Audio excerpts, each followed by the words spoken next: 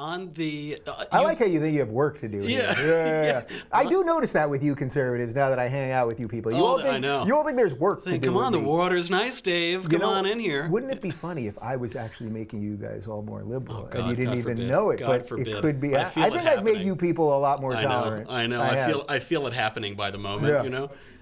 You know, so you bring up science, and that is we all talk about science these days. People, I think, forget that the science, Western science, is a product of the church. Basically, Copernicus was a priest. You know, they all knock the Catholic Church because of Galileo, but Galileo was kind of a jerk man. The church was very nice to Copernicus.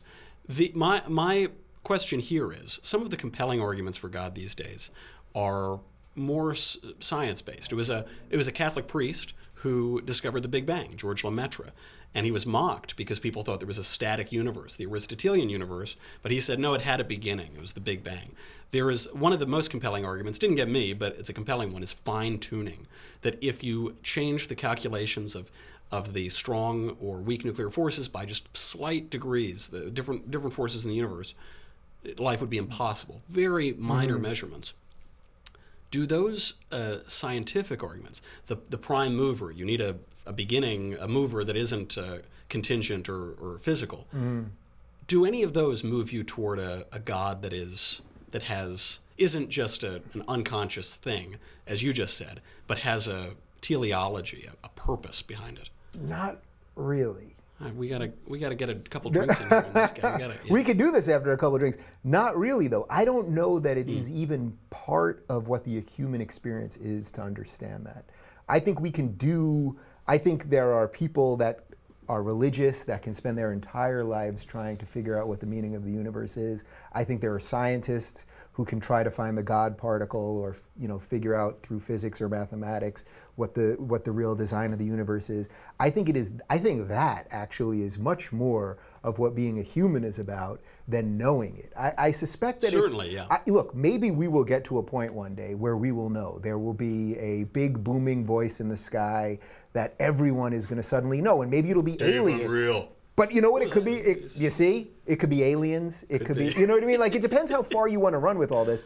But I would say that could not be metaphysical, knowing, outside of time and space. It could be. I mean, who knows? Maybe suddenly everyone was going to wake up with a big G on their forehead. And we'll all go, well, what happened there? And it'll be God, I'm sending you a sign or something. But I would say that the question of not knowing and being okay with that, and that not having that stunt your growth as a human, whether you want to think of things in a religious way or in a scientific way, I think that's what being human is all about. And you should, ideally, you'd meld the two together. I think a lot of people say that faith and science are in conflict, but of course that is a very modern idea, that none of the founders of modern science would have said that. Newton spent 30 years of his life interpreting scripture. Yeah, well look, Einstein said, God doesn't play dice with the universe. Right. I think that's an interesting way of saying it, because there's an implicit belief there that he's saying, well, something, God, he's saying God doesn't. And Einstein said George Lemaitre's Big Bang Theory, it was so beautiful.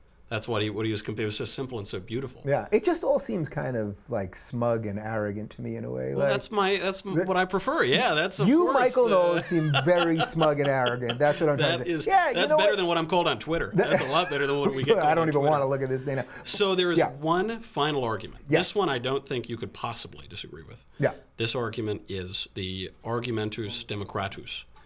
The argument is that Hillary Clinton was supposed to be president. Donald Trump was not supposed to be president. There was a 99% chance that Hillary was going to be president, according to Princeton University, the night before the election. Yep. Then we got Trump. Then, and this is just my own empirical observations, my own experiments, a blank book making fun of Democrats became the #1 bestseller in the world. Now Ben Shapiro serenades my dates with roaming millennial. Tell me that God doesn't exist.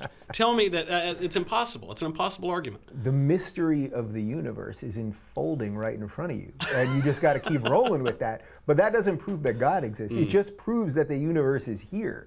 And sometimes I think you're a little more in line with it, and sometimes you're not.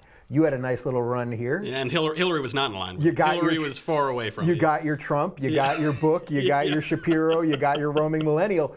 But that just means you're doing things. Like we always find signs when it works to us, but all day long there are signs that have no meaning to us. It is a wicked generation that looks for signs and wonders, but it is a stupid generation that ignores signs and wonders. I hope, Dave, that I've saved your soul.